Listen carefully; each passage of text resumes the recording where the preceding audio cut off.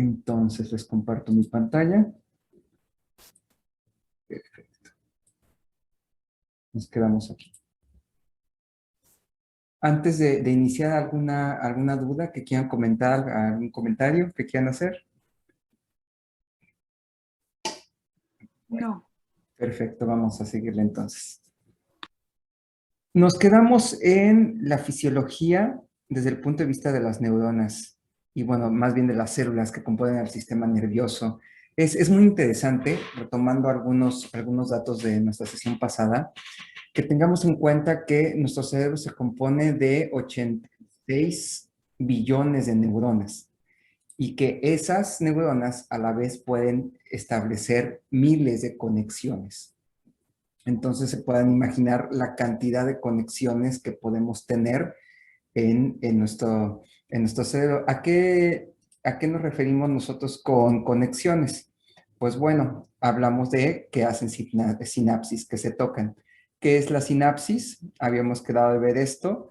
Tenemos nuestra neurona con sus dendritas, sus prolongaciones por donde sale la información y más bien por donde recibe la información y su axón, que es la parte la prolongación más larga en la mayoría de las neuronas, por donde va a establecer las sinapsis, esta entrada y salida de información. ¿Cómo se lleva a cabo esto? Pues bueno, tenemos una neurona de este lado, mismo dibujo. Entonces, al momento en el que termina la prolongación, que es lo que habíamos visto también en la sesión pasada, va a establecer este contacto. Este contacto se basa en que va a haber un impulso eléctrico que está siendo transmitido por la neurona. Este impulso eléctrico, al fin y al cabo, como cualquier cuestión de corriente, es una diferencia de cargas positivas y negativas, donde dentro y fuera de la neurona. Aquí podemos ver una representación de esta carga. La neurona por lo general está en una fase negativa, tiene muchas más cargas negativas. Entonces, el potencial de acción se va a dar cuando cambia esta situación y se vuelve más positivo. No es que se vuelva de positivo per se, sino que se vuelve más bien menos negativo o más positivo, como lo quieran ver. ¿Cómo se logra esto? Entran cargas positivas adentro de la neurona. Estas cargas positivas son iones, principalmente sodio, pero también puede entrar calcio. Entonces, tenemos que como la célula recibió un impulso, hubo este cambio de cargas, entró sodio, y entonces si entra el suficiente sodio o calcio, vamos a decir cargas positivas, entonces esa neurona conduce el impulso eléctrico y entonces también dispara, decimos, o sea, cambian las cargas y entonces empieza a transmitir corriente. Esta corriente se transmite a lo largo de la proyección de la neurona, como aquí vemos, y cuando llega a este botón sináptico, esa corriente, ese cambio de cargas, como habíamos visto también en la sesión pasada, va a hacer que estas vesículas, que son sacos membranales, que contienen neurotransmisores, vayan al final de la proyección, aquí lo estamos viendo, se fusione con la membrana de mi neurona y libere el neurotransmisor. Estamos hablando de una neurotransmisión clásica. ¿Qué necesitamos para determinar que es una neurotransmisión clásica? Muy bien, primero tiene que haber un neurotransmisor. Segundo, tiene que estimular un receptor particular. ¿Qué quiere decir? Digamos, el principal neurotransmisor excitador, el glutamato, va a llegar y se va a pegar, va a interactuar con su receptor del otro lado, en la otra neurona, que le vamos a llamar neurona posináptica. Aquí tenemos la neurona posináptica de este lado con sus receptores. Va a llegar, en este caso podemos decir que es glutamato, se pega al receptor y entonces va a suscitar una respuesta. ¿De acuerdo? Esta es otra característica. Entonces tenemos que se lleva a cabo por neurotransmisores. 2, hay receptores específicos para ese neurotransmisor. 3, va a propiciar una respuesta. ¿Cuál es la respuesta en la otra neurona? Depende del neurotransmisor. Si es un neurotransmisor excitador, entonces va a hacer que esa neurona dispare también. Haya un cambio de cargas, entre calcio, entre sodio, y entonces ese cambio de cargas va a producir una corriente y ahora la neurona postsináptica, la que recibió el impulso, va a transmitir ese impulso por sus prolongaciones hasta que llegue por el axón, hasta que ya pueda hacer contacto con otra neurona y pasarle el impulso. Esa es la situación clásica. Nos falta una característica clásica, que es que haya sistemas para acabar con ese fenómeno rápidamente. O sea, ¿qué quiere decir? Que nos da una ventana temporal, que el neurotransmisor no se quede pegado estimulando. En la mayoría de los casos, este factor es una enzima o un transportador del mismo neurotransmisor, que lo quita de este espacio que vemos acá, de la hendidura sináptica, que lo retira para que estos receptores ya no estén activándose. Es muy importante, como vamos a ver más adelante, que haya estos espacios de que están prendidas y apagadas, así como en la música, que es muy importante tanto los sonidos como los silencios para que se lleve a cabo adecuadamente la melodía. Aquí en nuestras neuronas también es importante que algunas estén prendidas y otras apagadas para que podamos codificar ese mensaje. Es tan importante que, por ejemplo, las neuronas, particularmente hablando de glutamato, que le llamamos neuronas glutamatérgicas, si esta situación no se lleva a cabo, si no se interrumpe el estímulo, entonces la neurona tiene tantas cargas que empiezan a dispararse señales de muerte de las neuronas. Y esto es justamente, por ejemplo, lo que pasa, como dato aparte, en los eventos vasculares o los derrames cerebrales. ¿Qué es lo que pasa? Se rompe un vasito dentro del cerebro y la sangre tiene muchísimo glutamato. Recordemos que lo que viene en la sangre del cerebro es la barrera hematoencefálica. Y esa barrera hematoencefálica no permite el paso de esa cantidad de glutamato. Cuando se rompe el vaso, entonces el glutamato aumenta mucho y las neuronas pueden morir por estar súper excitadas. Entonces eso es como ejemplo de qué pasa si se echa a perder este sistema tan cuidadosamente llevado a cabo.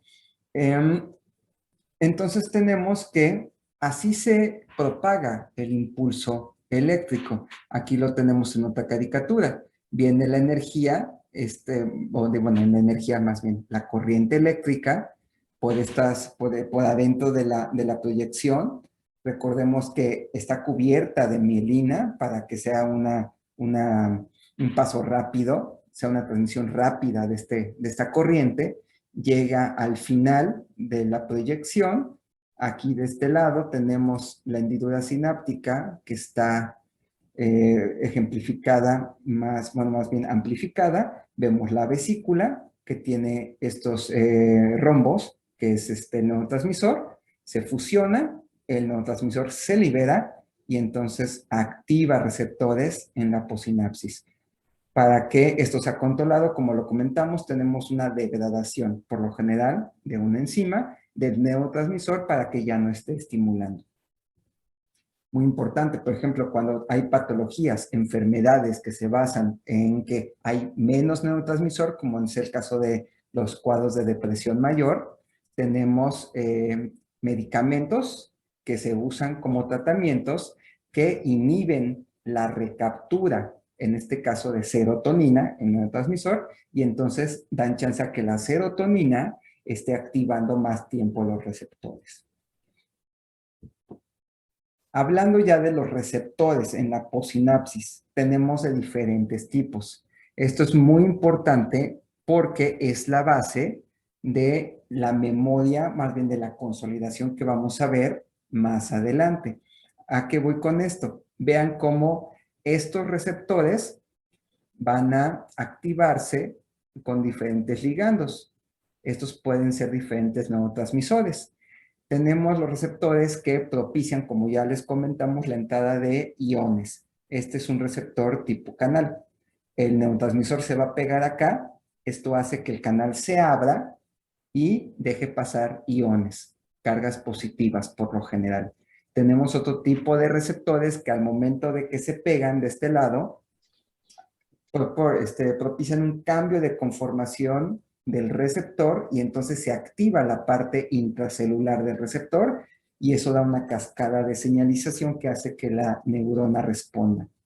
Mismo caso con este tipo de receptores, muy similar, pero que están asociados a la actividad de una enzima, una proteína que está apagada cuando el receptor no está activado. Activamos el receptor y entonces esa enzima se activa y empieza a producir un metabolito que tiene una función de señal. Este caso también es muy similar, pero es específico de un tipo de receptor que le llamamos acoplado a proteínas G. Esta es una proteína G que tiene 3 partecitas y que también va a propiciar por otros mecanismos la producción de segundos mensajeros, de señales intracelulares. Muy bien, aquí tenemos otra caricatura muy similar. Vemos el neurotransmisor, el resultado de un impulso, este se libera y activa. Hay que tener muy en cuenta que esos dibujos que nosotros vemos que hablan del cerebro y solamente la comunicación eléctrica, aquí vemos que no son realmente certeros. ¿Por qué? Porque la comunicación es en parte eléctrica, por cómo se está pasando el impulso en la misma neurona, pero la comunicación entre neuronas es química. Esta comunicación es química porque se lleva a cabo por un neurotransmisor. Aquí tenemos otra vez el ejemplo de este tipo de receptor, que es un receptor de tipo canal. Aquí se pega el neurotransmisor, hay un cambio de conformación y entonces los iones entran. Si estos iones son de carga positiva, entonces lo que va a hacer es que la neurona posináptica se active. Y vean de este lado, este es otro ejemplo de otro tipo de receptor asociado a proteínas G. Este es el mismo dibujito de una proteína G con diferentes colores. Se pega el receptor, más bien se pega el neurotransmisor al receptor. La proteína G se activa y esta proteína G, después de una cascada de señalización, va a propiciar que, como en este ejemplo lo vemos, salga un ion, que es calcio. Un ion que está guardado en la posinapsis. O sea, no solamente entran, sino que la neurona tiene guardado calcio en organelos, principalmente en la mitocondria y también en el retículo endoplásmico, y lo libera al momento de que se lleva a cabo esta cascada de señalización. Habíamos comentado y habíamos visto un poco sobre esta imagen donde tenemos el neurotransmisor activando a la posinapsis, pero que esto no solamente se trata de neurona a neurona, sino también participa la glía, particularmente astroglía, los astrocitos, y la microglía. En este caso, tenemos que los astrocitos participan desde el punto de vista metabólico, pueden recibir neurotransmisores, o sea, pueden internalizarlo ellos, como en el caso del glutamato. De este lado absorben, bueno, transportan el glutamato dentro del astrocito y lo metabolizan. Entonces tenemos otra forma de control. De este lado, de la microglía, también puede, como lo habíamos comentado, interactuar con factores proinflamatorios, antiinflamatorios que pueden modular esta sinapsis. Otro ejemplo de cómo la microglía actúa, lo habíamos comentado, es que esta microglía es la que participa en la poda de estas conexiones sinápticas. Si esta microglía se activa, empieza a fagocitar, porque al fin y al cabo son células fagocíticas, son los macrófagos del sistema inmune. Y un macrófago lo que hace es fagocitar. Se come material celular o extracelular también, proteínas, lo que tenga que comerse. Y si las señales son adecuadas y se necesita hacer una poda en esas partes del desarrollo que hablamos, entonces esta microglía va a interrumpir la sinapsis porque va a fagocitar parte de ella. ¿Por qué? Es una de las preguntas que nos hicieron en el chat. ¿Por qué la microglía viene de la línea hematopoyética?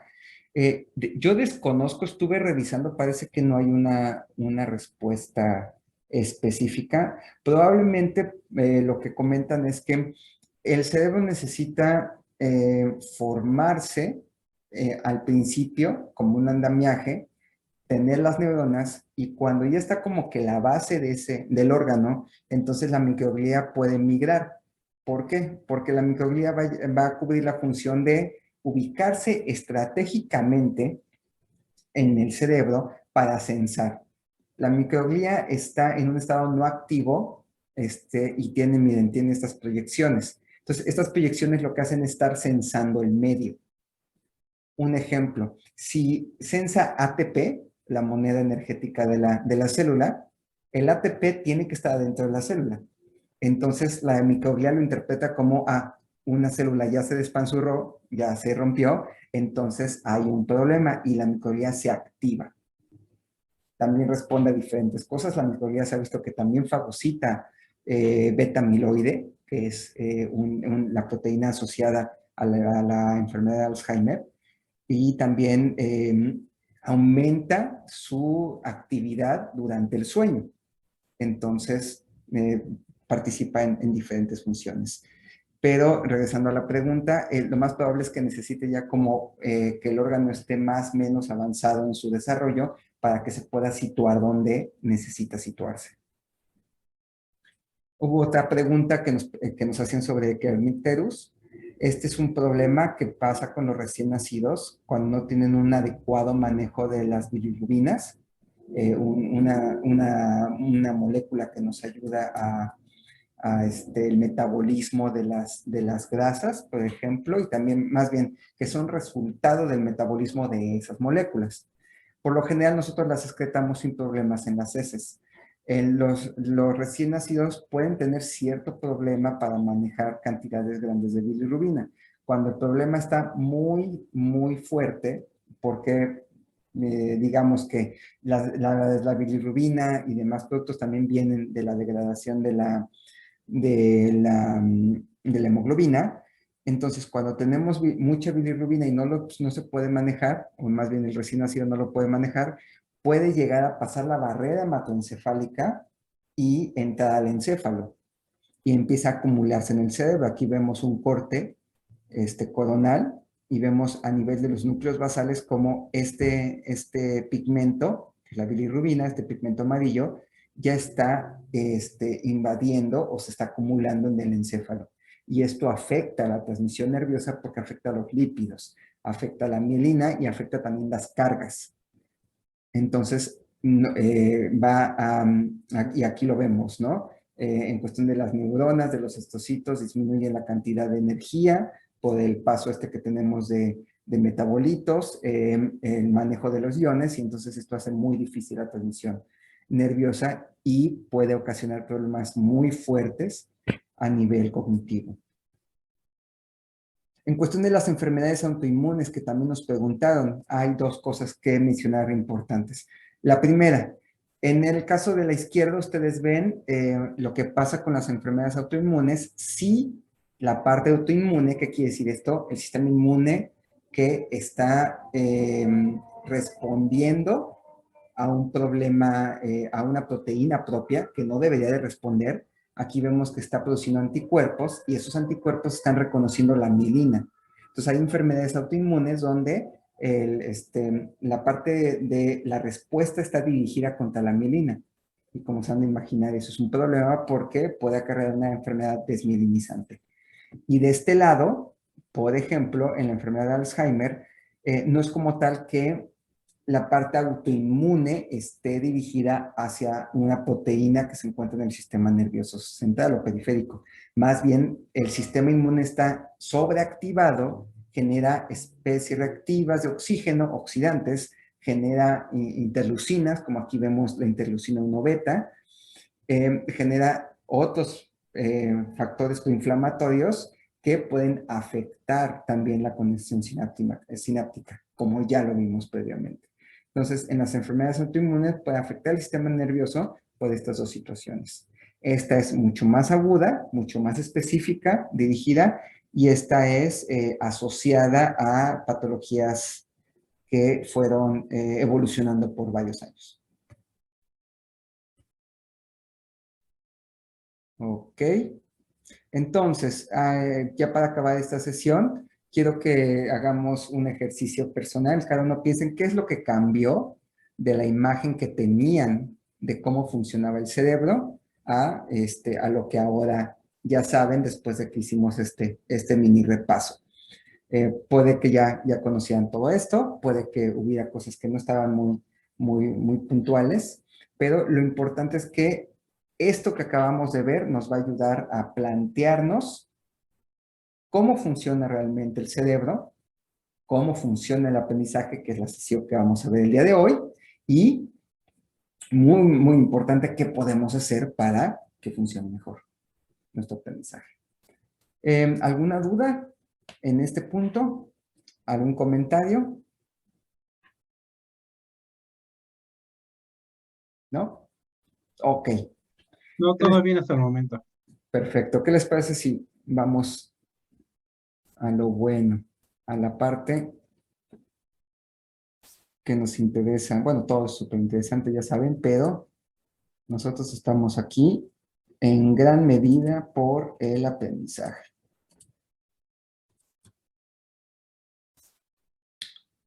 Muy bien, en esta sesión vamos a hablar sobre la neurofisiología de la adquisición de esa información. Y eso es lo que llamamos aprendizaje. Los objetivos de nuestra sesión son conocer cómo se lleva a cabo la representación de estímulos, comprender el proceso de integración de dichos estímulos, describir cómo se produce la memoria a corto plazo y, por último, analizar las estrategias neuronales para la adquisición. Si comprendemos cómo adquirimos la información, me parece que podemos encontrar ciertos puntos importantes que podemos modificar nosotros, uno, para nosotros aprender mejor, dos, para hacer que nuestros alumnos aprendan mejor. Entonces, ¿alguien me podría decir cuál había sido nuestra definición de aprendizaje?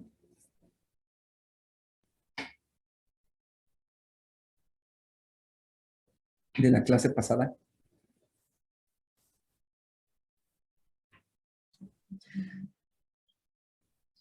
Hablamos de la forma en la que cambió nuestra conducta o se planteó como el cambio de conducta. Justamente. Entonces, muy importante. Habíamos dicho que es la adquisición de información por parte de la experiencia y eso se refleja en un cambio de la conducta. Ahora bien, pongan ustedes en cuenta. A ver, ¿sí, Dinora? Bueno, perdón, se me fue ahí la mano, pero era como hacer algo que antes no podíamos hacer y me gustó mucho lo que dijo doctor sobre el examen, porque a veces decimos que en el examen no se muestra un aprendizaje, pero pues después de aprender ya pueden contestar un examen que antes no podían. Exactamente, muchas gracias. Sí, esa es la idea, ¿no? Un cambio en conducta. Pero eso, como lo comentan, y qué bueno que lo menciona, tiene truco. ¿Por qué? Porque yo realmente puedo aprender algo, sí, puedo aprender algo, pero puede no presentarse la oportunidad. ¿A qué me refiero con esto? Si yo me pongo a buscar datos inútiles, entonces puedo leer un montón de datos inútiles y si en ningún punto me lo preguntan, entonces realmente no se va a ver ese como cambio de conducta, aunque ahí tenga ese dato. Si yo sé cómo no sé, cómo se llaman las calles, cómo han cambiado el nombre de las calles en el centro de Berlín, y nunca voy a Berlín, entonces pues realmente mi conducta no va a cambiar. En ese caso podría cambiar si en algún punto yo platicando con otra persona lo menciono. Entonces ahí ya se constata el aprendizaje. Por eso es muy importante y aprovecho para hacer el comercial, que las evaluaciones estén bien hechas. Porque si nuestra evaluación no está bien hecha, no sabemos lo que estamos midiendo. Espero que más de uno haya tenido la curiosidad de checar algún curso o alguna situación en cuestión de evaluación. Y hay desde el punto de vista de las neurociencias, hay un mar de cosas que nosotros podemos evaluar mal. Un examen de opción múltiple, por ejemplo, si todas nuestras opciones no están del mismo largo, nosotros podemos escoger la opción de favor que esté más larga. Y esto es algo que hace nuestro cerebro, por el simple hecho de que así está cableado. Ahora, también ya no se usan las preguntas de excepto. Antes usábamos así como A, B, C y luego o ponemos, las siguientes son características de todo excepto. Entonces, exactamente lo mismo, estás preguntando por algo, o sea, no estás evaluando directamente el conocimiento, estás evaluando algo que no es. Eso es muy importante cuando hablamos de evaluación. Entonces, bueno, tengamos en cuenta eso. Ahora yo les pregunto, seguramente conocen, aunque sea de refilón, el condicionamiento clásico, el condicionamiento que se hizo famoso por Pavlov y sus perros, ¿no? Así, recapitulando, tenemos Pavlov, quería medir en una situación del sistema gastrointestinal de los perros la salivación. Como muchas cosas que pasan en la ciencia, se da cuenta que la salivación del perro empieza cuando él entra para darle de comer. Y entonces se pregunta, ¿qué está pasando? Porque no está viendo la comida, pero de alguna forma sabe que yo estoy, que yo le voy a dar de comer. Entonces, ahí está cambiando una conducta del animal. Y él lo constató, porque hizo el experimento, puso un sonido que el animal asoció a la comida y entonces salivaba con el estímulo, con ese sonido. Y eso dependía de qué? De un entrenamiento, ¿están de acuerdo? Cumple las condiciones de lo que estamos hablando. Con base en experiencias previas, el animal cambiaba su conducta. Entonces yo les pregunto, ¿eso es aprendizaje? Eso hay que tenerlo Sí, muy en cuenta. Sí, a ver, adelante, Alma. Sí, yo considero que sí es aprendizaje, Ah, porque sí, de alguna manera el perrito, en este caso, ya aprendió, ya tiene conciencia, ya relacionó una cosa con la otra. ok. Muchas gracias. Aquí tenemos una mano de levantada. Adelante, doctor. para mí es un aprendizaje condicionado, porque de Ok, alguna manera el perro actúa en cuanto ve a la persona y le lleva su alimento. Entonces está condicionado a las circunstancias que se está presentando, ¿sí? justamente. Y estarán de acuerdo que bueno, es difícil saber probablemente, pero probablemente no, el perro no hizo esa asociación consciente. O sea, Claro. no está pensando en, voy a empezar a salivar. Nosotros mismos también. O sea, la otra vez estaba hablando con una persona sobre que yo me deshice el esófago de adolescente porque tomaba de este chilito piquín con limón y entonces y se lo ponía en pepino. Mi mamá le encantaba darnos eso como de botana, y además de lo que quedaba, que era el jugo de limón como tal, lleno de chile, así me lo tomaba. Y estoy seguro que más de uno de ustedes ya tiene la sensación. Ajá. Y eso es con base en experiencias previas, y no es algo que digas, bueno, voy a empezar a salivar. No, eso es lo que está pasando. Esto es muy interesante, ¿por qué? Porque quiere decir que hay diferentes tipos de memoria, hay diferentes tipos de adquisición también, y depende de diferentes mecanismos. Esto lo vamos a ver con más detalle en la siguiente sesión, porque empezando vamos a hablar de las generalidades. ¿Qué es lo que nosotros nos interesa? Y esto es algo que ha cambiado en este mismo curso, de hecho. Antes, en las primeras ediciones del curso les decía, ¿qué es lo que nos interesa a nosotros? Pues la memoria a largo plazo, porque nos interesa que nuestro alumno se quede con eso, o que si yo estoy estudiando, se me quede esa información.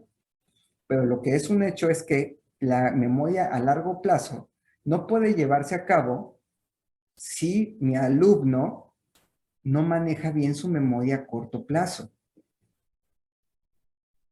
O como me parece más correcto mencionarla, memoria de trabajo. Nada más para darnos una idea, aunque lo vamos a ver con más detalle en la siguiente clase, vean cómo tenemos de nuestra memoria tres principales. Aquí, la memoria sensorial. ¿A qué se refiere esta memoria? Ustedes pueden pasar su dedo por una superficie y por menos de un segundo despegan el dedo y pueden sentir todavía la superficie. Muy poquito, pero lo pueden todavía sentir. Dura poquito. La memoria a corto plazo.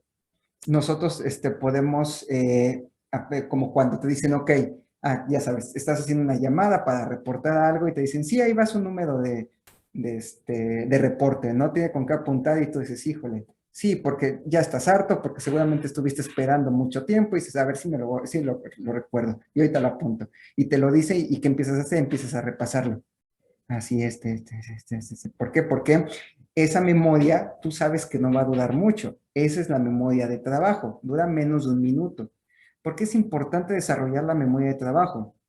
Porque si tienes un alumno que va ligando información, va a necesitar la información que acaba de adquirir segundos antes para entender la siguiente. Y si no la tiene, olvídense. Ya no puede con el siguiente, y es cuando nuestros alumnos se pierden o nosotros mismos nos perdemos. Por alguna situación se nos va la atención y ya no tienes ni idea dónde estás, ¿no? Saber, ¿y qué es lo que hacemos? Regresas al punto donde, ok, esto fue lo último que sí entendí, y de ahí empiezas a construir. Ok, de eso luego tenemos nuestra memoria a largo plazo. Nuestra memoria a largo plazo también se divide en la que hablamos inconsciente o consciente. Nosotros nos enfocamos en la consciente. ¿Por qué? Porque es donde está la memoria declarativa o que se puede verbalizar. Y estas son eventos, hechos. Y la dividimos a la vez en dos, que sería la memoria episódica y la memoria semántica. La memoria episódica es la memoria sobre hechos, sobre eventos, particularmente biográficos, lo que a mí me pasó. O sea, yo puedo tener, y seguramente conocen a una persona así, una excelente memoria para lo que le ha pasado. Y dices, no, si te acuerdas cuando estábamos haciendo esto y todo, tú ni idea, ¿no? No, sí, fuimos con mi tía, hicimos esto y estaba tal. Y tú no sabes ni de qué tía está hablando. O sea, tienes algunos recuerdos, ¿no? Pero esa persona, dices, no, es una papa para la historia, para recordar cosas así semánticas, los hechos. Y aunque tienen ciertas similitudes, vamos a ver que no se adquieren de la misma manera. Y es lo que vamos a ver en esta sesión. Ok. Vamos a tratar, vamos a hacerlo como un viaje. Necesito que vayan enfocando dónde empieza el viaje para ver dónde vamos a terminar. En este caso, nuestro viaje empieza en la percepción del estímulo.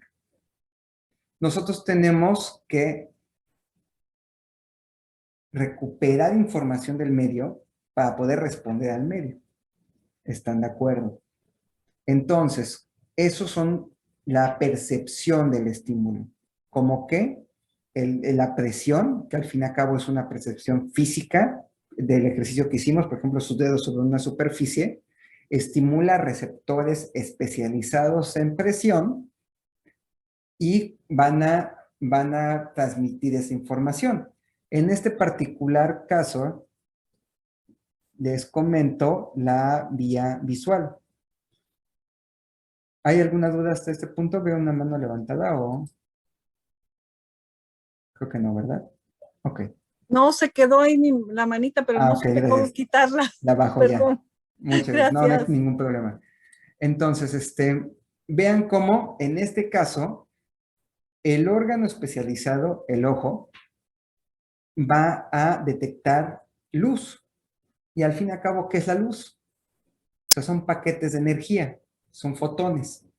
Entonces, estos fotones van a estimular células específicas de este lado, especializadas, los conos y los bastones, para que esos fotones, ese cambio, esa traducción de energía física, se vuelva una energía química. ¿Cuál es mi energía química? El cambio de iones que habíamos hablado. Y entonces se dispara una señal. ¿Por qué? Porque estas son células excitables especializadas. Entonces empieza la señal. Ya vamos en esa carga que vimos parecida al potencial de acción. Esa señal, ese potencial de acción, comunica a otra neurona. Ya aquí lo estamos viendo de su lado derecho. Se recibió el mensaje que fueron los fotones, la energía física, cambia energía química, el impulso nervioso viaja por la terminal nerviosa, hace un relevo. ¿A qué le llamamos cuando hace un relevo? A que estimula a una segunda neurona de este lado y luego esa neurona dispara y manda el estímulo, manda la proyección para que active otras neuronas que se encuentran en esta parte que vemos acá, que es la corteza que se encuentra en el lóbulo occipital, que es la zona visual o el área visual primaria. Muy bien, entonces ya recibimos una información y la interpretamos.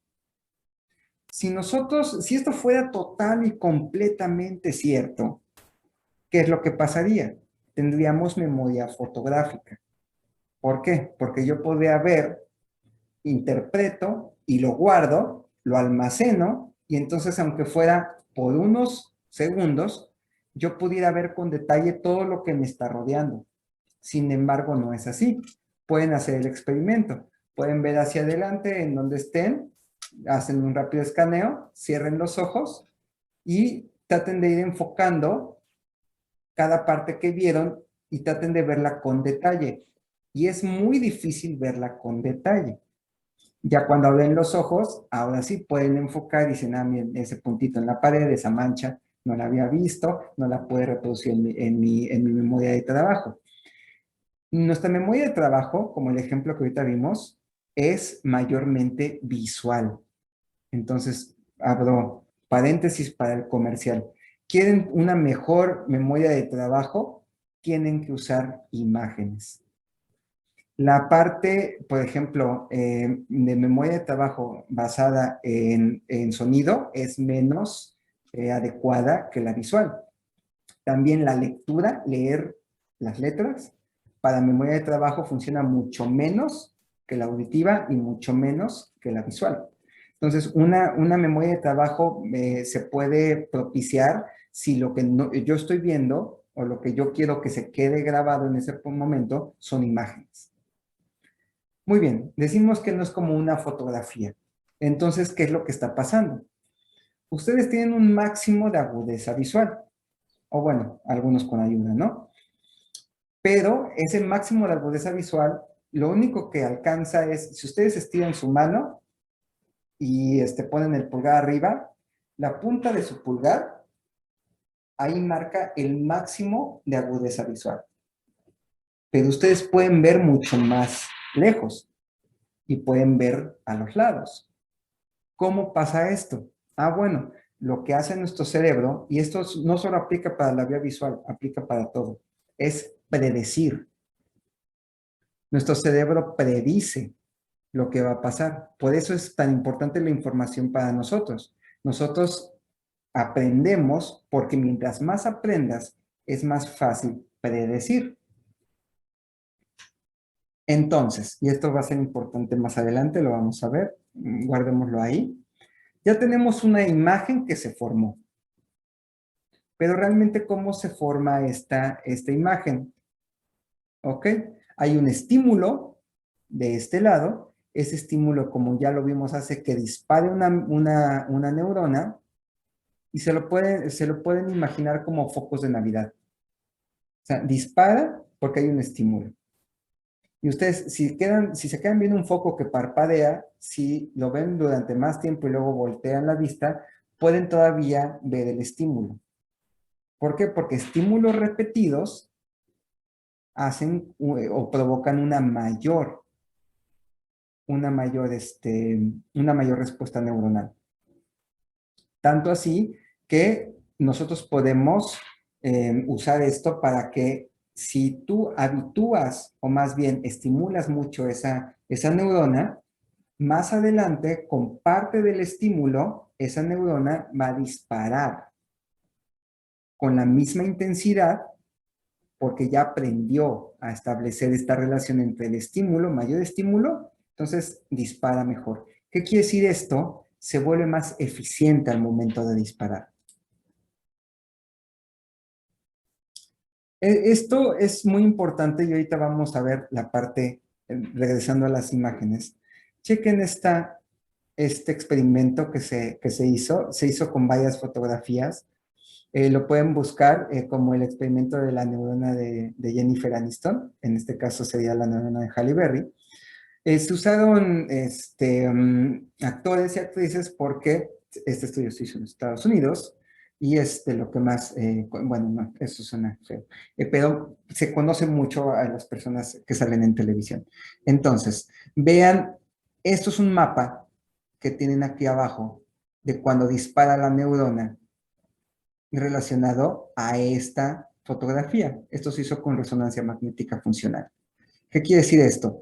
La neurona no está disparando porque no aparece la fotografía. Aquí de este lado, vean la parte punteada, significa que apareció la fotografía, la persona ve la fotografía y luego tiene una respuesta de esa neurona. Quitan la fotografía y entonces se va la respuesta. ¿Ok?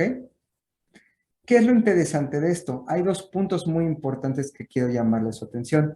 El primero, vean cómo, a pesar de que vemos la misma persona, en por lo menos estas tres fotografías, vean cómo el patrón de disparo es un poco diferente. ¿De acuerdo? Cambia la forma en la que dispara la neurona. ¿Cuál es la diferencia? En este caso estoy viendo un rostro, el rostro de Halle Berry, pero es un diferente ángulo que el que veo de este lado. Se parecen, sí, pero no es exactamente el mismo patrón de disparo. Vean cómo con cubrir los ojos, que para nosotros es muy importante para reconocer a una persona, es muy importante los ojos. Vean cómo de este lado le cubrimos los ojos y entonces el patrón de disparo es diferente. Al momento de reconocer un rostro, nosotros nos fijamos básicamente en 3 puntos. Ojos, nariz y boca. Entonces quitamos uno de esos y el disparo es diferente. Vean ahora este dibujo. Ya no es como tal una fotografía. Y tenemos un cambio de disparos. Aquí tenemos una fotografía de Halle Berry en esa horrible película sobre Catwoman y cambia el patrón de disparo. Miren, esto es muy interesante. Aquí vemos solamente el nombre. Si yo me pongo a pensar, ok, mayor estímulo, mayor disparos. Aquí solamente estamos viendo letras y vean cómo la neurona está disparando. ¿Por qué será esto? ¿Alguien tiene alguna idea?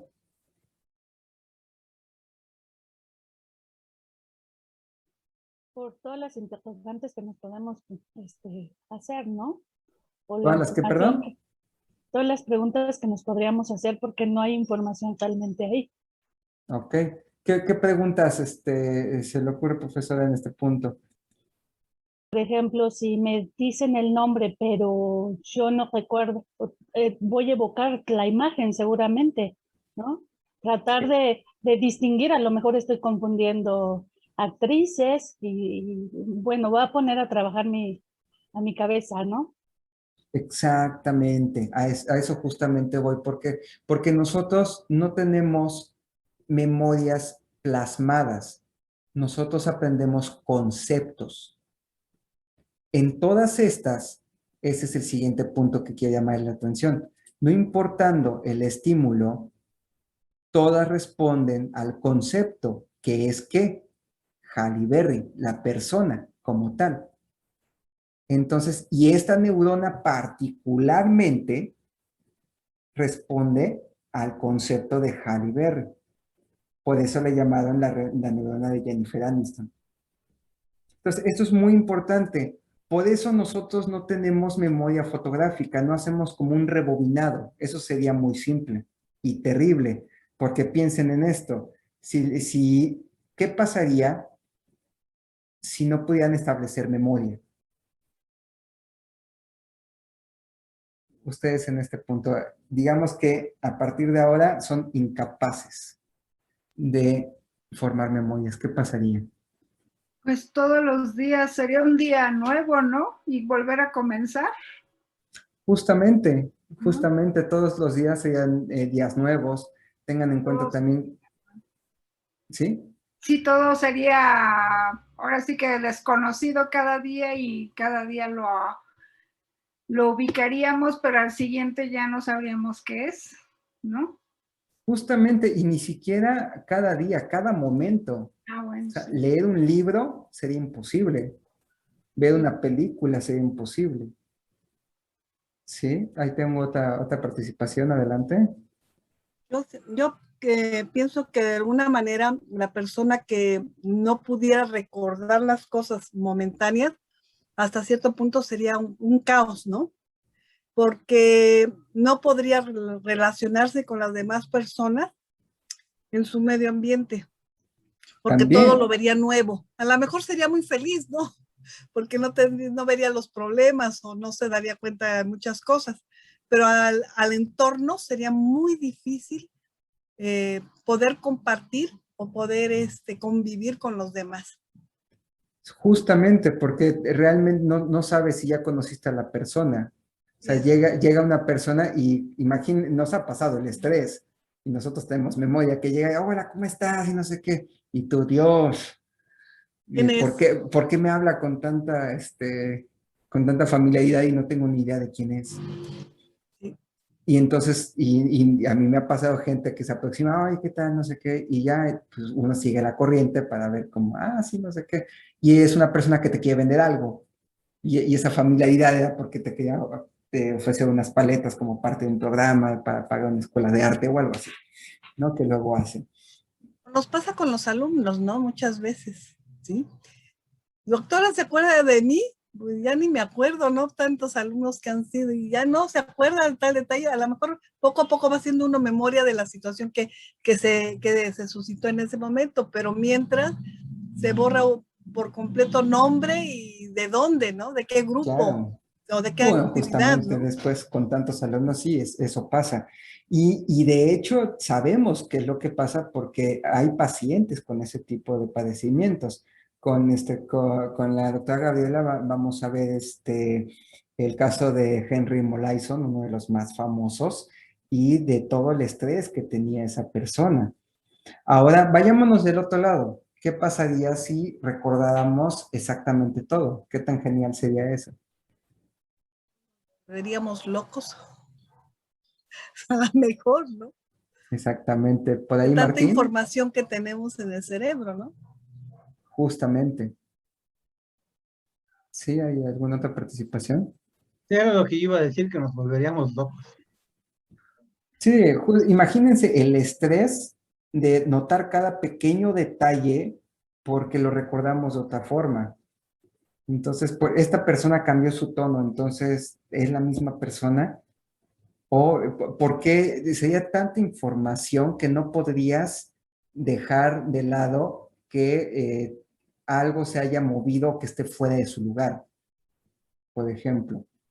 Entonces, tanto así que no recuerdo el nombre del paciente, recuerdo la película, no sé si la vi, que en la de Rayman, la de esta persona que tenía una con Tom Rayman Cruise con Tom Cruise y Dustin Hoffman. Dustin Hoffman. Dustin Hoffman era la persona que tenía el padecimiento. Era un poco como autismo, algo así. No ¿Pero cómo se llama la película? Rayman, así. ¿Rayman? En español. El hombre de la lluvia. ¿Cómo? El hombre de la lluvia. Ay, gracias. Ya la puse en el También la chat. tradujeron como cuando los hermanos se encuentran o algo así. Esa es la traducción, ajá, en Latinoamérica, sí, justamente. Es una película viejita de hace como 30 años y no es que más, pero es fabulosa, fabulosa. Justamente. Sí, y ya depende, ya depende de la interpretación, ¿no? De qué tan viejita sea, porque pues no se me hace tan viejita, pero depende a quién le preguntes, ¿no? Pero sí, paréntesis. Ok, entonces vean esa idea del concepto versus recordar todo como si fuera una fotografía. En esta película vemos una persona que realmente no puede ser funcional a pesar de que tiene memoria fotográfica y entonces puede hacer cosas como contar cartas en segundos. Muy bien, entonces nos enfocamos en que nosotros aprendemos por conceptos, por constructos. Vemos una imagen y no nos aprendemos la imagen. Tanto así que así podemos hacer relaciones. De este lado, podemos hablar entonces que aquí podemos tener una neurona de Yoda, una neurona de Darth Vader, una neurona de Obi-Wan, todos estos personajes de la película de Star Wars, pero ya la saga de los 80s. Pero se ha visto que si, por ejemplo, nosotros presentamos la imagen de Yoda y luego presentamos la imagen de Darth Vader, hay comunicación, hay asociación entre estos dos constructos, porque tenemos y lo englobamos en un constructo más grande, en un concepto más grande que es la película de Star Wars.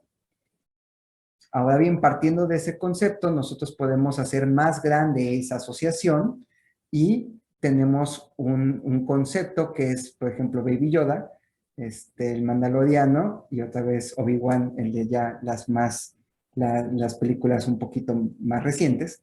Y entonces tenemos asociaciones que realmente no tienen que ver si vemos nada más las imágenes.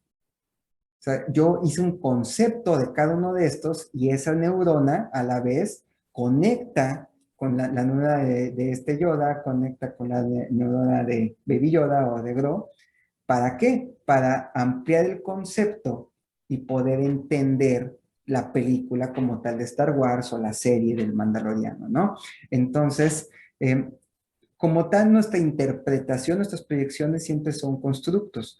Por eso es que nosotros rehacemos lo que evocamos. ¿Por qué sí? ¿Por qué es muy importante esto? Muy bien. Porque cuando nosotros recibimos información, como lo comentamos la vía visual, también recibimos información auditiva en el mismo contexto, en este mismo momento. Hagamos el ejercicio. Imagínense una manzana, la imagen de una manzana. De estas manzanas transgénicas rojas que puedes dejar en el refri durante meses y se siguen viendo súper bien.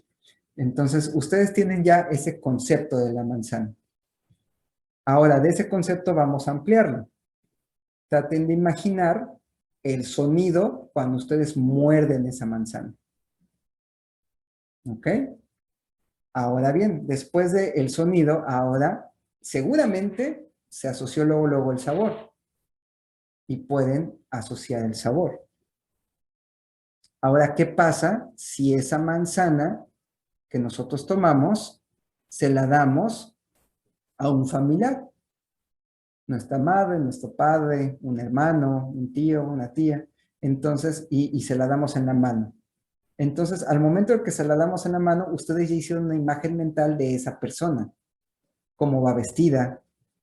Y entonces se la diste y te dijo gracias. Bueno, depende de la persona, ¿no? Se la das y te dijo algo. Ya evocaste desde el punto de vista del sonido, no solamente desde que tú mordiste la manzana, la voz de esa persona. Entonces, todo eso lo fuimos construyendo. De la misma forma en la que lo construimos, también lo percibimos.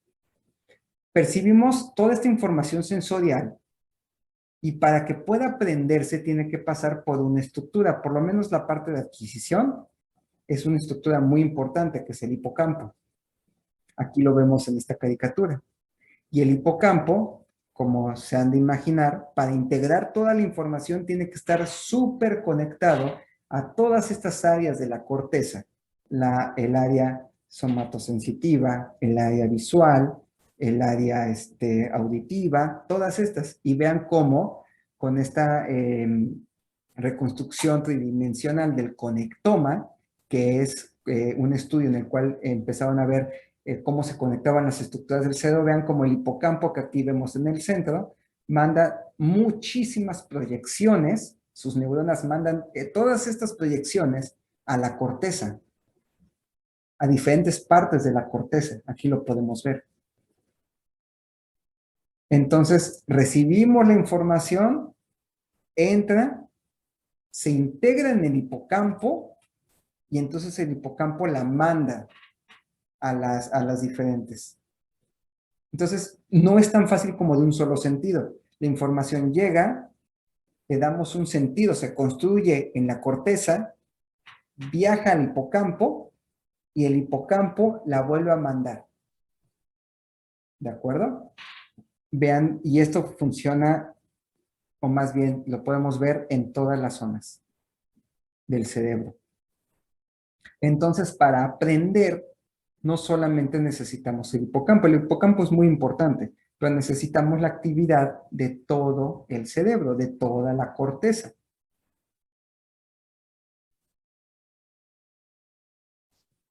Ok, entonces por eso es importante, desde el punto de vista de la clase anterior, recordar las zonas.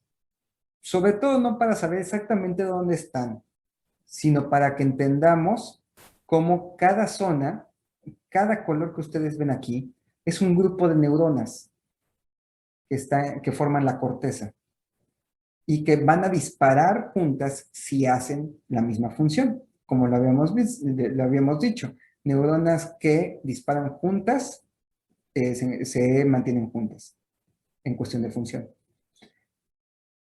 Y todas esas proyecciones que vemos acá se integran en el hipocampo y entonces en el hipocampo como tal se conecta otra vez a las demás zonas y entonces ya tenemos ese flujo de información que nos permite aprender. Vamos a hacer una pequeña pausa, nuestra pausa de media clase, pero quiero que nos vayamos con una idea muy clara. Imagínense cuánta información ustedes están recibiendo. Ya comentamos que no podemos aprender todo, pero tampoco nos cuesta olvidar todo. Esto tiene que ser dinámico. Por eso es que tenemos una memoria de trabajo y una memoria a largo plazo. Entonces, nosotros tenemos que tener una memoria que se desvanezca porque ¿quién quiere seguir recordando todos los traumas de la niñez? Porque ahorita decimos, qué padre volver a ser niños. Porque no nos acordamos toda la psicosis que teníamos de niños y toda la ansiedad que nos causaba, por ejemplo, la escuela o los lunes. O sea, si todavía yo en lo particular sigo sintiendo esos domingos de noche, la ansiedad, y digo, pues no voy a la escuela, pero cuando sí al trabajo, imagínense, o sea, todo eso lo olvidamos. ¿Qué pasaría si lo tuviéramos que tener siempre en la cabeza? O sea, tenemos que olvidar, y es algo activo, no es algo pasivo, no es como que lo deje y lo olvide, no. Lo olvidamos porque queremos olvidarlo. Por eso es que nosotros necesitamos una memoria a corto plazo que nos permita hacer la actividad y una memoria a largo plazo para lo realmente importante y que nos permita ser funcionales. Muy bien, de la misma forma que la sesión pasada, si hay dudas pueden aprovechar la pausa para escribirlas. Dejamos la sesión abierta y continuamos en 10 minutos. Yo tengo las 6:05, volvemos a las 6:15. Está bien, gracias. Ok, Gracias. gracias. Oye, Diego, yo tengo una duda, pero no del tema, sino de carácter operacional. Okay. Creo que el martes no voy a poder asistir a clases y me gustaría saber, tengo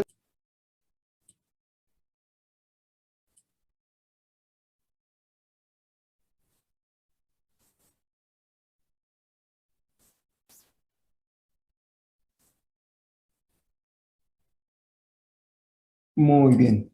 Entonces, nada más haciendo un pequeño paréntesis antes de continuar.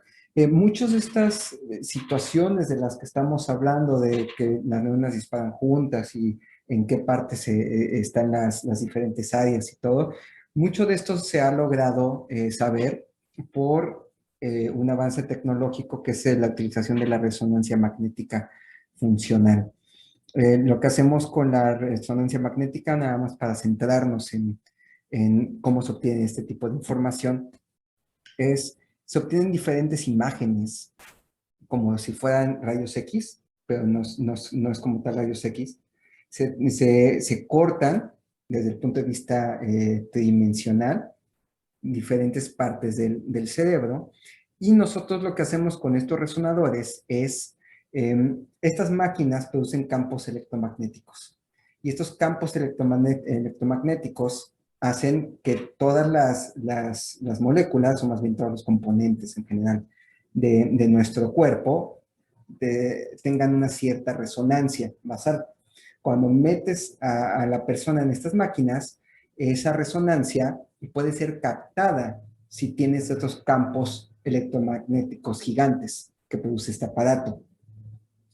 Cuando cambia una situación, por ejemplo, la cantidad de agua en el tejido, va a cambiar la imagen. ¿Por qué? Porque obviamente estamos interpretando cómo cambia la resonancia de ese lugar que estamos viendo. En el cerebro se hace una asociación indirecta.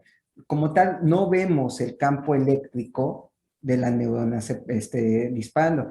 ¿Qué es lo que vemos? Aumento de flujo sanguíneo a esa zona. ¿Por qué? Porque si está disparando necesita más oxígeno, necesita más energía para continuar su actividad, se vuelve más activa al momento de disparar, entonces eso hace que requiera más oxígeno y el cuerpo suple esta necesidad aumentando el flujo sanguíneo a esa zona. Por lo tanto, ustedes pueden ver del lado izquierdo de su pantalla que esta zona que interpreta la computadora como de mayor flujo, la va a marcar como algo, como un color rojo.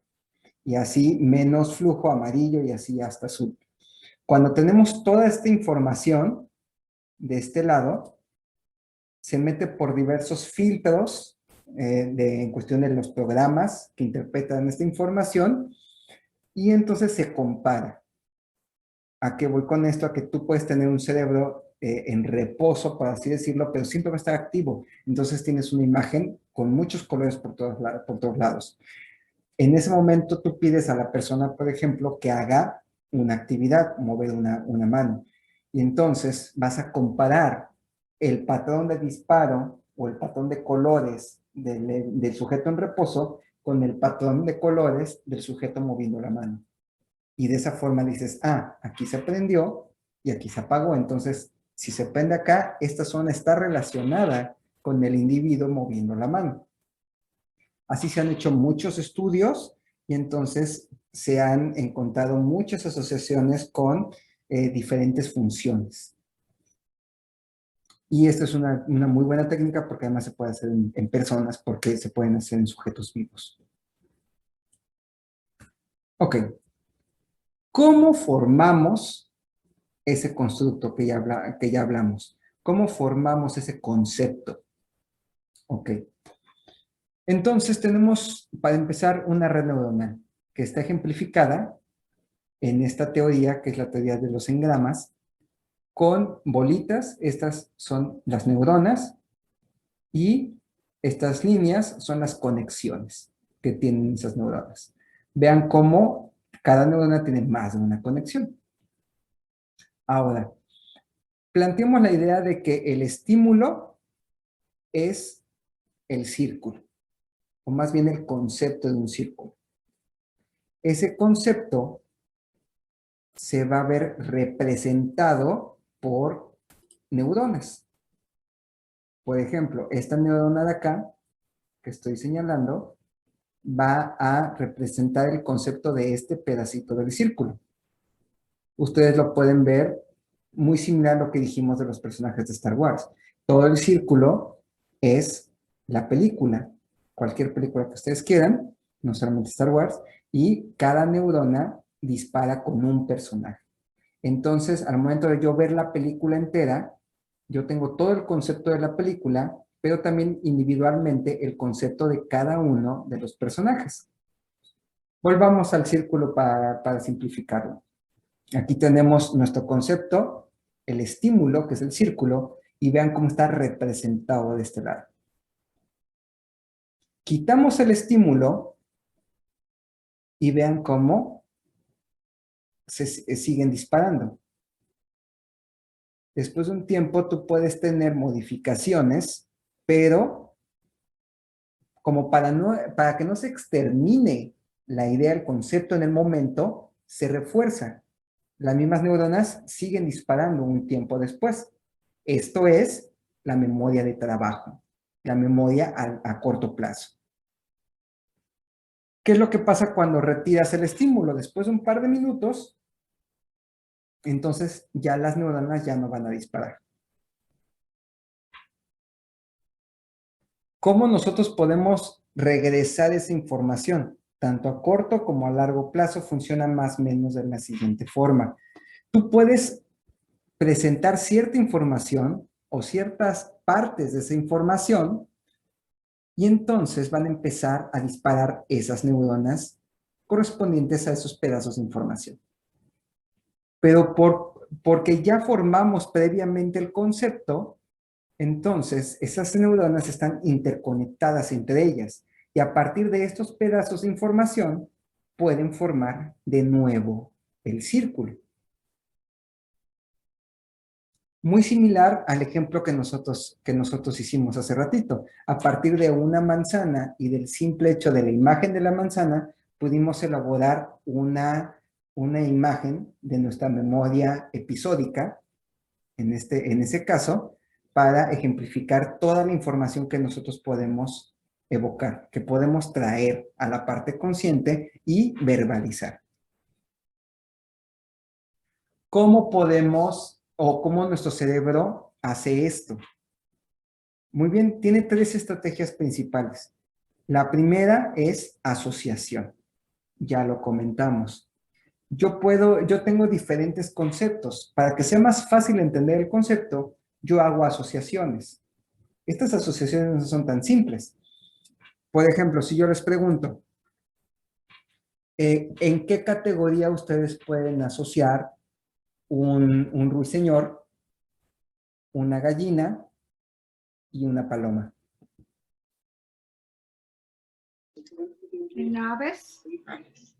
Tenemos nuestra primera asociación en aves, ¿no? Y vean cómo esa asociación es bastante simple. La pueden hacer muy, muy rápidamente. A pesar de lo diferente que son los 3. Digo, para empezar, la gallina tiene pico, tiene alas, pero no vuela. No usamos los huevos para alimentarnos ni de la paloma ni del ruiseñor. Entonces, son diferentes los compuestos, pero de todos modos nosotros podemos hacer asociaciones. Lo que es un hecho es que mientras más asociaciones hagamos, es más fácil recordar algo. Por ejemplo, digamos que ustedes tienen una lista de 3 elementos, vamos a ponerlo simple, 5 elementos, para ir a hacer su súper, de regreso de cualquier situación que tuvieran que ir. Y no tienen dónde apuntar, entonces tratan de recordar 3 elementos, que es básicamente leche, huevo, queso, jamón y pan. Lo acabo de decir y estoy seguro que ustedes están tratando de hacer asociaciones para acomodarlos. Y entonces empiezan, ok, queso, ¿qué más dije? Huevo, leche, pan. Queso, Queso. huevo, leche, pan, Jabón y pan. jamón, ¿no? Ok, esa, por ejemplo, esa es nuestra memoria de trabajo. Estamos tratando de, a partir de información separada, evocarla rápidamente para poder trabajar ahorita nosotros. ¿Ok? Mientras va pasando más el tiempo, esa memoria se va disipando. Si ustedes no quieren que se vaya disipando, la pueden ir repitiendo. pero de todos modos es más factible, en lugar de repetirlo, hacer asociaciones. Una asociación, por ejemplo, sería que yo quiero desayunar y entonces de esas, yo por lo general desayuno huevo y leche. Ya tengo una asociación que en mi caso particular es muy simple de hacer porque es lo que yo siempre desayuno. Tengo una mano levantada, adelante. Sí, yo la asociaría con un mollete. Por ejemplo, ¿no? Tenemos un pan, tenemos el queso y tenemos el jamón. Sí. Y entonces tenemos esas asociaciones. ¿Por qué nosotros asociamos diferentes? Porque tenemos aprendizajes diferentes. Y lo mismo pasa con nuestros alumnos. ¿Quieres que algo que están adquiriendo en ese momento quede mejor? Tienen que hacer asociaciones con algo que para ellos sea familiar. Lo que nos lleva al siguiente punto y los vamos a ir sumando. La siguiente estrategia es secuenciación.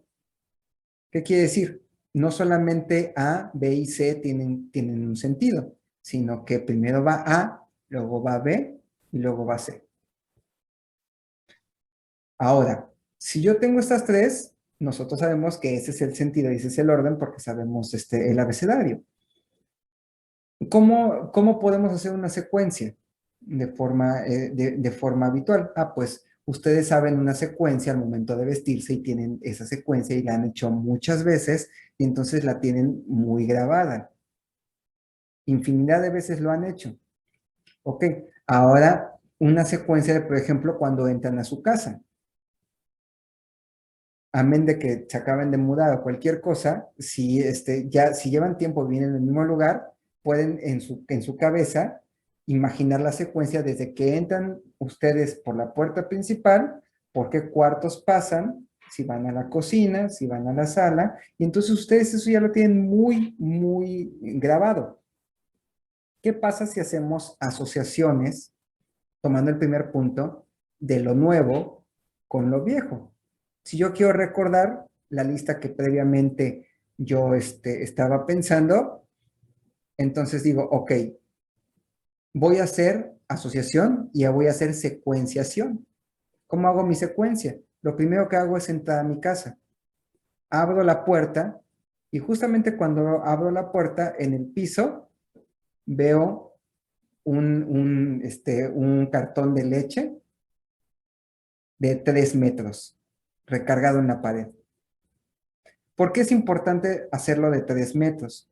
Porque también nuestro cerebro funciona mejor con cosas que lo sorprenden. Haces predicciones, ya lo habíamos comentado. Siempre el cerebro va un paso adelante. Así, por ejemplo, ustedes me están escuchando y van imaginando cada palabra que sale de mí.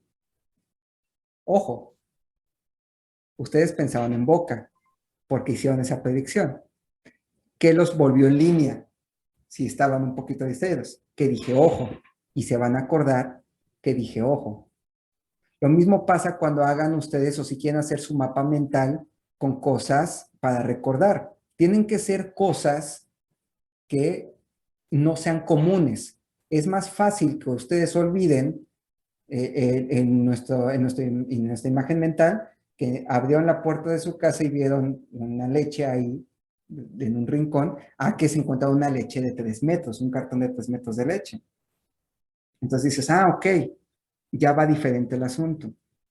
Ahora seguimos con la secuenciación. Van a la cocina y entonces se encuentran a una persona, quien usted quiera, un familiar, ¿de acuerdo? Se encuentran, por ejemplo, a su hermana, a su hermano, haciendo malabares con 3 huevos. Entonces ahí ya metimos una nueva información. Ya hablamos de leche, hablamos de huevo, ¿y cuál es la parte novedosa de este punto? Que está haciendo malabares. Eso no es común. Bueno, o la mayoría de los casos no es común. Entonces ya estás metiendo otra información. Y así es un ejercicio que vamos a dejar para que con las 5, ya llevamos 2, con las 5 cosas que habíamos hablado, hagan ustedes una historia ubicándola en un lugar conocido. ¿Por qué? Porque ahora la lista se va a ver reforzada por 2 cosas. Una, la novedad. Tienen que ser historias locas, como la que estábamos hablando. Y segundo, porque estás asociando algo nuevo, que es tu lista del súper, con cosas que ya manejas y que tienes ahí guardadas de N cantidad de años, donde vives y las personas con las que convives. Entonces, de esa forma tú puedes ir armando la memoria, por lo menos la memoria de trabajo en el momento. Y sin duda, va a ir pasando el tiempo, pero es más fácil recordar una historia que tú te armaste a una historia, a una lista. Extrapolemos esto a sus alumnos. Ustedes pueden armarles, y eso es lo que hacemos, armamos historias a nuestros alumnos para que aprendan conceptos. Pero tengan en cuenta que esa historia hace mucho sentido para ustedes, porque tiene que ver con la forma en la que ustedes la aprendieron. En mi caso particular, yo daba bioquímica para médicos de primer año, bueno, para estudiantes de medicina de primer año. Y yo lo veía y al principio decía, es que esto está muy fácil, o sea, ¿por qué se les complica tanto, por ejemplo, un proceso que es la glucólisis? Nah, son 10 enzimas. O luego el ciclo de Krebs, son 8 enzimas y son sus productos. ¿Qué tan difícil es? Ah, sí, pero porque yo ya lo vi muchas veces, hice muchas asociaciones. Y mis asociaciones, aunque yo piense que es la mejor forma de explicarlo, y yo estoy seguro que cada uno de ustedes tiene idea de que su forma de explicar es la mejor forma de explicar, por lo menos en un tema, que digas, eso es, o sea, yo tengo una analogía de un carrito y esa es la mejor forma de explicar mi tema. Sí, pero para ti, no para tu alumno. Esto tiene un lado positivo y un lado negativo. El lado negativo es que por más fregona que tengas tu historia armada, a quien más le va a hacer bien es a ti. Ese es el lado negativo. El lado positivo es que ya sabemos cómo hacerle. ¿Cómo hacerle? El alumno tiene que armar su historia, tiene que hacerlo propio, porque si no lo hace propio, no va a funcionar. Y eso es lo que culmina con la esquematización. No solamente añadimos una secuencia, no solamente asociamos, ahora podemos asociar asociaciones, asociar esquemas a otros esquemas. Y de esa forma vamos ampliando el concepto que nosotros queremos aprender. ¿Por qué esto mete tanto ruido? Porque esto va en contra de la idea de que el aprendizaje es pasivo. Nos encantaría pensar que nosotros podemos llegar y desarrollar todas las aptitudes, desarrollar todas las habilidades, te haces un súper profesor y puedes enseñar a quien sea. Esto no es posible. ¿Cómo te haces un súper profesor? Enseñándole a los demás cómo pueden aprender. Primero. Por eso les decía que cuando vamos repasando esas cosas ya no hay vuelta atrás. Porque significa que esto tendría que ser parte del currículum desde el primer momento en que la persona está aprendiendo a aprender. Y nunca lo vemos. Y no nada más es nosotros porque tenemos rato en esto y algunos tienen más que otros y demás. No, hace poquito la UNAM abrió una licenciatura de neurociencias que está encaminada a hacer divulgación, también a hacer docencia. Y no hay ni una sola materia sobre aprender a aprender. Y estamos hablando de neurocientíficos.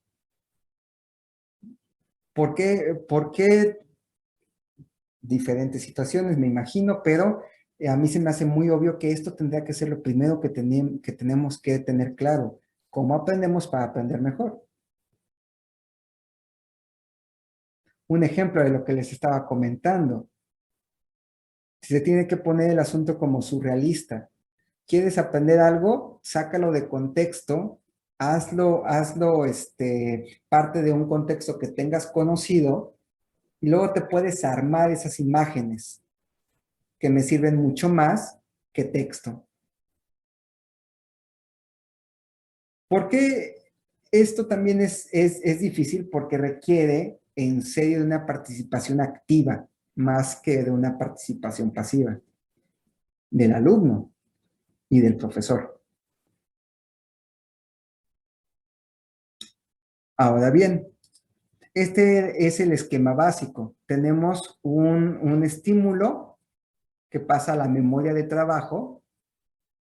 Luego se lleva a cabo un proceso que vamos a ver en la siguiente clase, que es la consolidación, la memoria, y ya para formar memoria a largo plazo, que dura meses, incluso años. ¿Qué es lo que quiero dirigir su atención en este punto? Que la memoria a corto plazo de este lado me sirve para estarla trabajando en ese momento. Si yo quiero que la memoria sea a largo plazo, tiene que consolidarse. La consolidación es un proceso que requiere energía y que se lleva a cabo en otras partes del cerebro, aparte del hipocampo. Entonces, nosotros como organismos que nos cuesta conseguir energía, no gastamos energía a lo tonto. Por lo tanto, si no es importante para mí adquirir una memoria a largo plazo, no lo voy a hacer. Y esto va de la mano que el alumno tiene que entender y tiene que saber, tiene que estar convencido de que eso es importante para él. Hacer asociaciones. Si el alumno es muy bueno y tú lo ves, y seguramente todos recuerdan algún ejemplo al respecto, que tienes un alumno que participa en clase, que te hace preguntas interesantes, que preguntas y te responde, que te va siguiendo y todo, y dices, wow, este es muy bueno. Llega el momento de la evaluación, reprueba estrepitosamente. ¿Dónde está el problema? En esta parte de la consolidación. Porque sí te entiende, y en la parte de memoria a corto plazo, lo está haciendo bien y está ahí, su memoria de trabajo es muy buena, pero no es capaz de consolidar. ¿Por qué? Seguramente porque la técnica que usa para consolidar no es la adecuada. No me quiero adelantar porque esto es, digamos, cosas que vamos a ver importantes más adelante, pero hay dos técnicas que ustedes seguramente conocen muy bien y lo han visto en todos sus alumnos y seguramente también la han implementado varias veces para llevar a cabo esta parte de consolidación a largo plazo, que es subrayar un texto del que estás aprendiendo y dos, volverlo a leer. Eso no es secreto para nadie, lo hacemos frecuentemente. ¿Cuál es el secreto, lamentablemente, para la mayoría de las personas, sobre todo para docentes? Que no hay evidencia de que ninguna de las dos técnicas realmente te ayuden a desarrollar memoria a largo plazo adecuadamente. De hecho, la de releer más de 2 veces se asocia a disminución en la eficacia para consolidar la memoria. O sea, no solamente es una mala técnica, sino que te está metiendo ruido y está disminuyendo lo que realmente pudieras aprender. Más adelante vamos a ver por qué y vamos a ver técnicas que sí funcionan. Una de las cosas que es importante en este punto es tener en cuenta que tenemos una memoria a largo plazo. Sí tengo una mano levantada, adelante. Sí, en el caso, por ejemplo, de los alumnos, por ejemplo, tenemos la memoria a corto plazo, ya comentamos que puede ser un alumno que esté participando y después en el examen repruebe. Y que tenemos las dos funciones, el subrayar y el volver a leer. ¿Qué pasa con el alumno que escribe?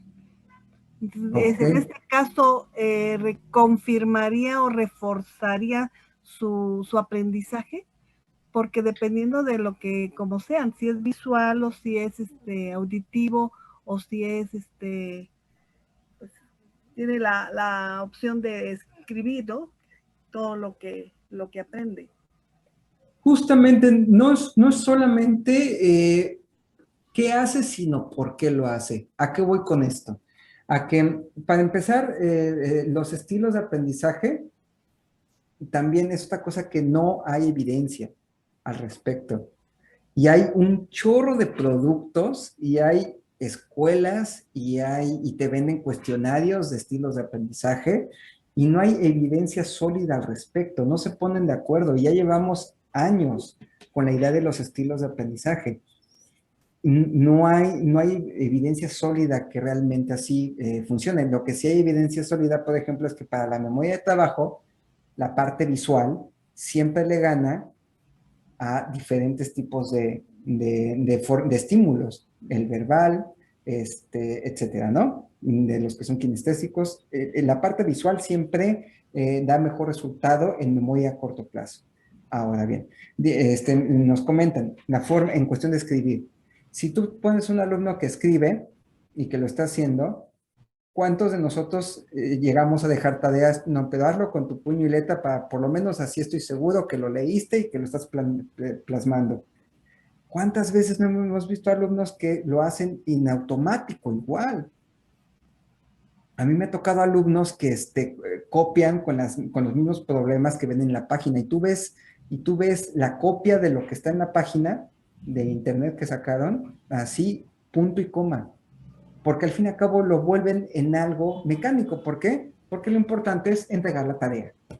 Eso es lo importante. Ahora bien, si la persona, por ejemplo, una buena técnica es tratar de rescatar las ideas principales. Es lo que se trata de hacer en cuestión de subrayar. Pero tú ves los libros de la mayoría de los alumnos y podrían alumbrar en el espacio. O sea, todo está subrayado. Todo está fosforescente. Sí. Entonces, ¿qué es lo que pasa? No sirvió de nada. Lo mismo al momento de escribir. Yo he visto alumnos también que hacen sus resúmenes y el texto original son 5 hojas y sus resúmenes son de 4 hojas. No hay extracción de ideas principales. ¿Y qué es lo que pasó? Se la pasaron haciendo el resumen. Volviendo a lo de releer, no sacaron las ideas, no las entendieron. Leen ahora lo subrayado sin entender la idea. Luego hacen su resumen de lo subrayado.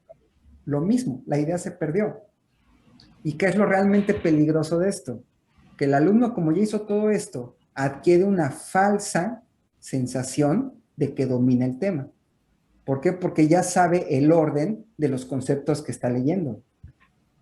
Y entonces en ese punto dijo, ok, ya, hasta aquí quedó, ya lo releí, y eso es clásico en todos lados, yo lo he visto mucho en medicina. No, esto ya lo leí 6 veces, esto nada más lo leí 4 veces, voy a leerlo otro 4 veces.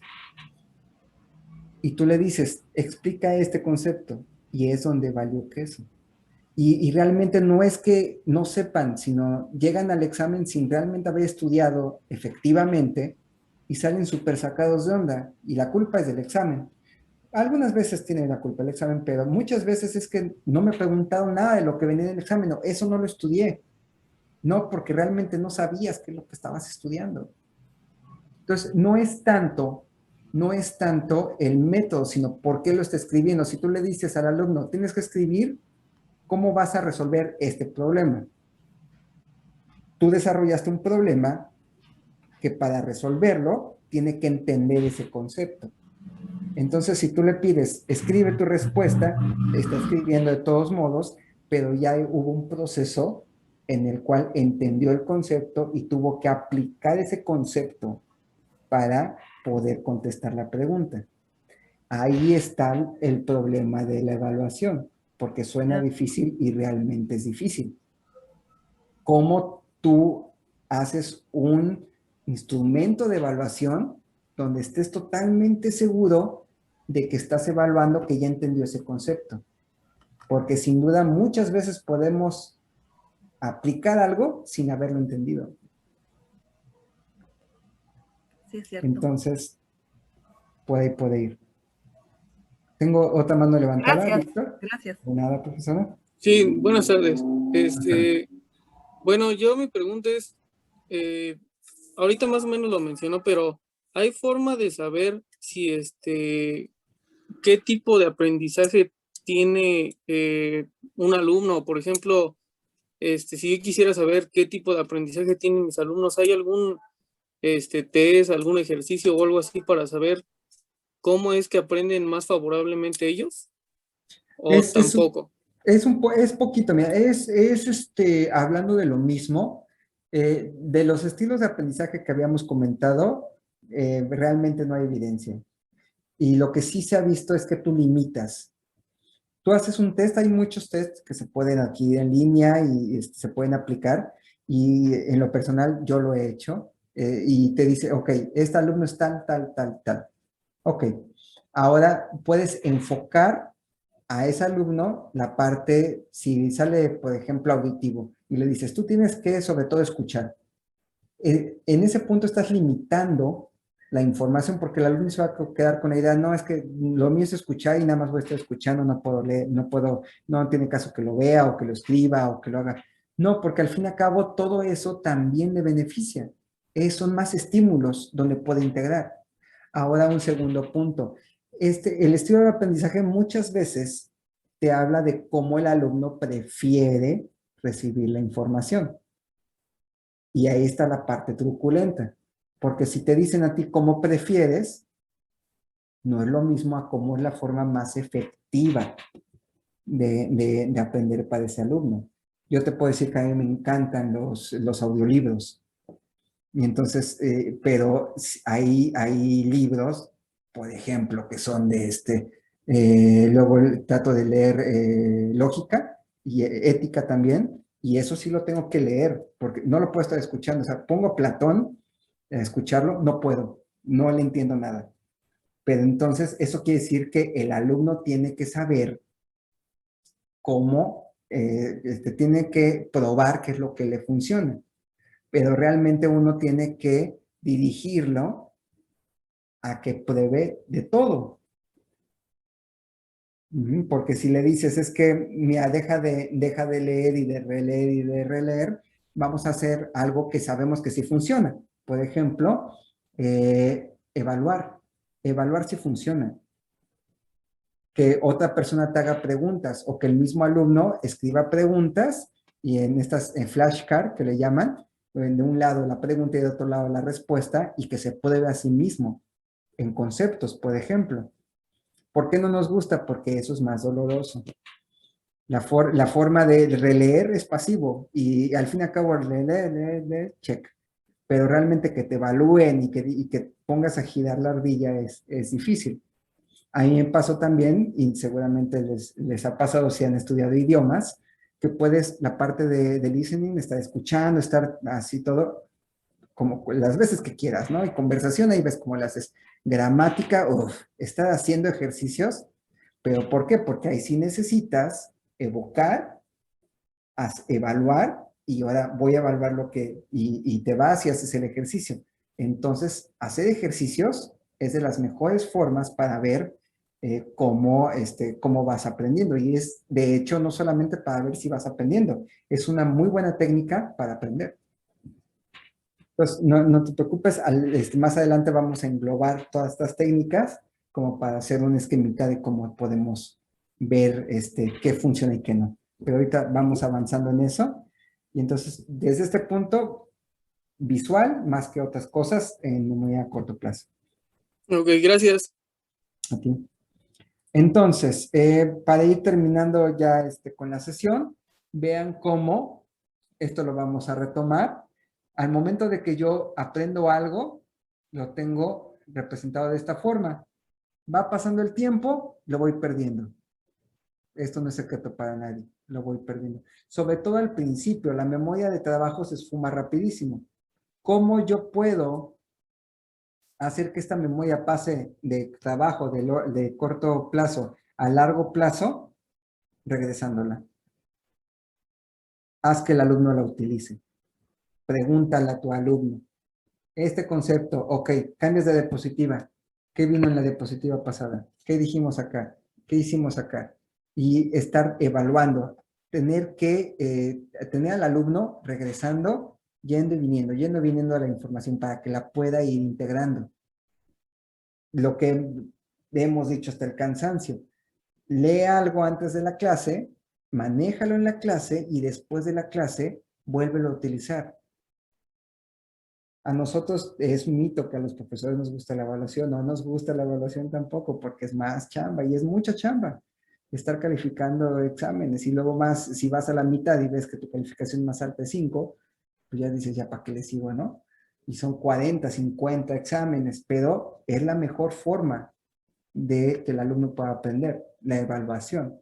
Ya la parte numérica como quieras, eso es harina de otro costal. Pero el alumno tiene que estar acostumbrado a estar evaluándose constantemente. Por si queda alguna duda en cuestión de los días, vemos uno de los experimentos que se hacen en cuestión de memoria a corto plazo, decae rapidísimo. Y de hecho, eso estamos hablando en minutos, la de corto plazo. La memoria ya a largo plazo que tú empiezas a consolidar, en un día, como comentaron el ejemplo, en un día lo puedes perder. ¿Qué pasa si tienes el examen después, hasta este lado? ¿Qué es lo que la mayoría de los alumnos hacen? Y es otra cosa que no funciona. Antes de, bueno, alumnos y nosotros también. Cuando tenemos alguna evaluación, cualquier cosa que hacemos antes de la evaluación, te psicotizas y estudias todo lo que puedas. Si tienes que estudiar, por ejemplo, en este punto, aquí vas a hacer la evaluación a los 5 días, la mayoría de tus alumnos van a estar estudiando 5 horas el día anterior. Y vean que esto no funciona. Porque si aquí lo tienes de este lado, va bajando, va bajando, va bajando, va bajando. Y aquí tratas de estudiar en el cuarto día para el examen del quinto día, vean desde dónde tienes que partir para realmente recuperarlo. ¿Qué es lo que realmente funciona? Estudia 1 hora diaria antes de la evaluación cada día. Vean. Y esto no debería de ser secreto para nadie. Y ya me ha pasado. Proponle esto al alumno y te va a decir que sí, pero va a decir que es imposible. Tiene que organizarse. ¿Para qué? Porque el alumno tiene que estudiar. Esa es su actividad principal. ¿Cuál es el problema? Que muchos docentes, y más ahorita en las clases de Zoom, se ha atascado de tarea. Y yo los invito, pregúntenles a sus alumnos, ¿qué hacen primero? ¿Estudiar o hacer tarea? No hacer tarea. ¿Y para cuándo dejan de estudiar? Cuando están más amolados, más cansados y en la noche, a ver si da tiempo. Este es el problema.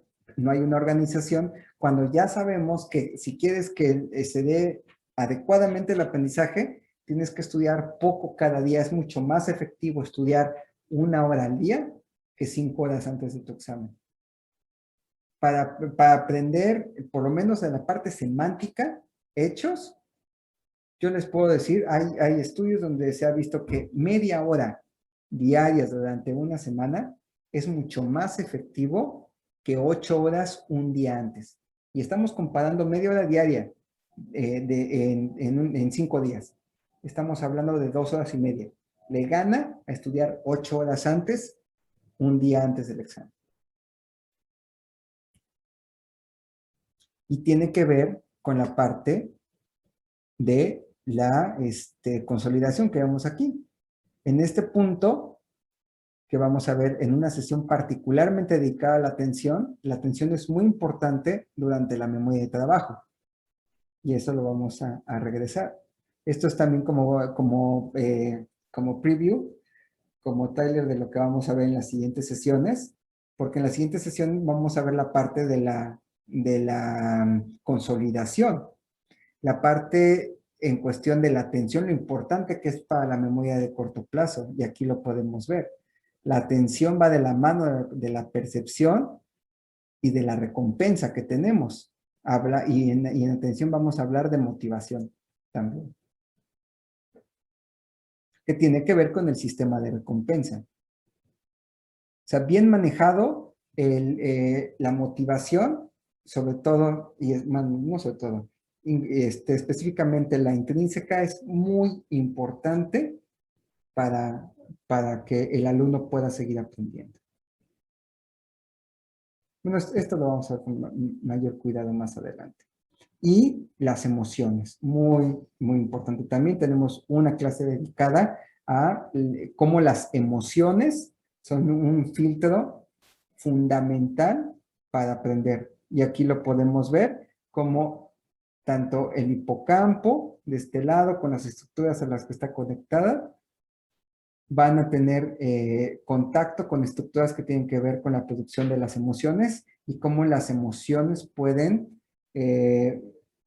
modificar qué tanto aprendemos y cómo aprendemos.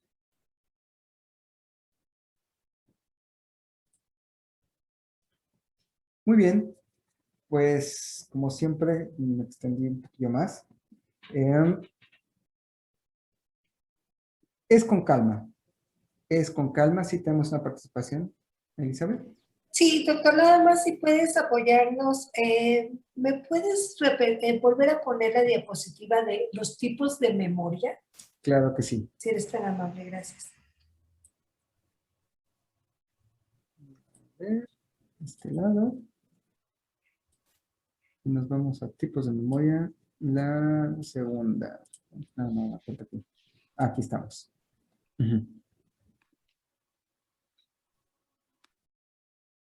Muchas gracias. Okay. Recordemos que nosotros estamos enfocados ahorita en la declarativa, pero también vamos a dar ejemplos de los demás tipos de memoria más adelante. Ok. Perfecto. Gracias. Sí, no, este nada más fue como vista de vuelo del pájaro. En la siguiente clase vamos a ver cada una de estas con ejemplos. Ya, gracias.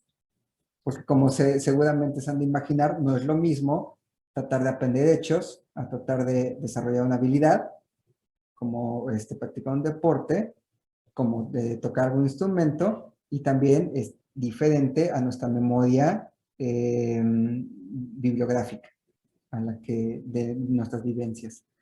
Martín, adelante. Sí, nos vas a compartir la presentación, ¿verdad? Claro que sí. Sí, de hecho, el video con la presentación se los subo el sábado. También yo creo que el mismo día subo las presentaciones, también audio aparte, por si quieren tener solamente el audio, y la presentación en PDF.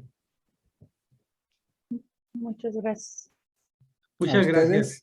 De nuevo, cualquier duda pueden hacérnosla llegar para responderla a las siguientes sesiones. Si hay algo en lo que particularmente les llame la atención que queramos platicar, también nos pueden comentar algo que hayan oído, algún mito que no sepan si es mito, alguna estrategia que hayan implementado, que quieran saber si está apoyada o no en evidencia, también lo podemos ver.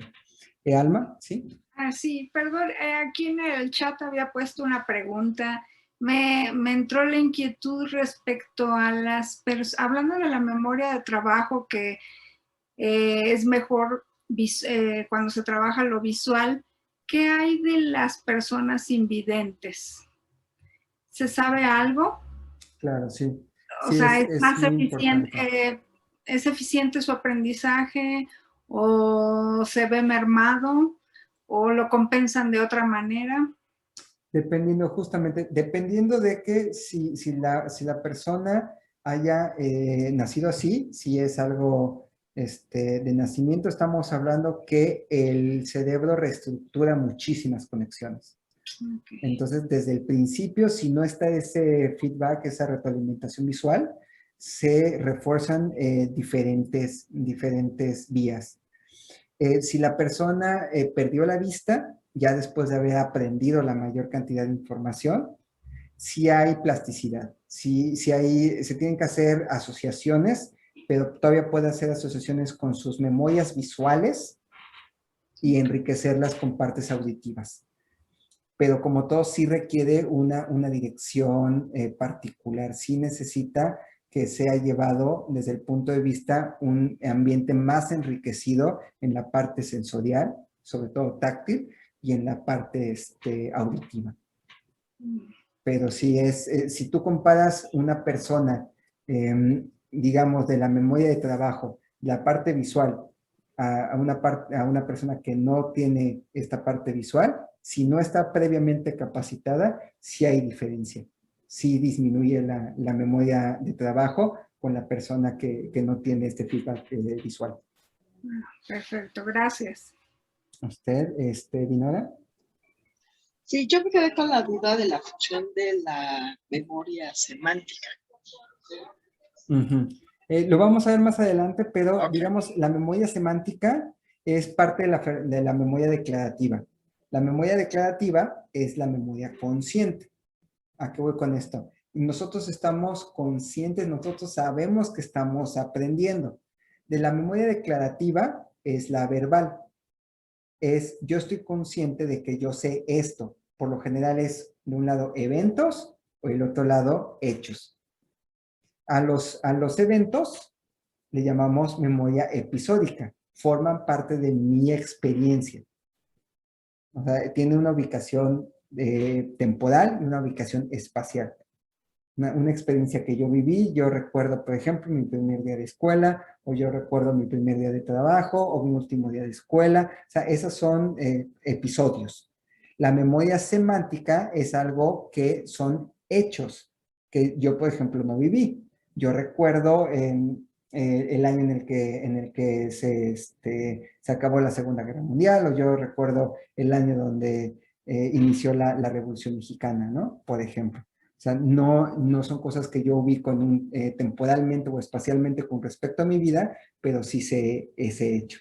Y eso es básicamente la parte de la docencia que nosotros estamos enfocando en este punto. Gracias. De nada. Adelante. Tengo una participación más.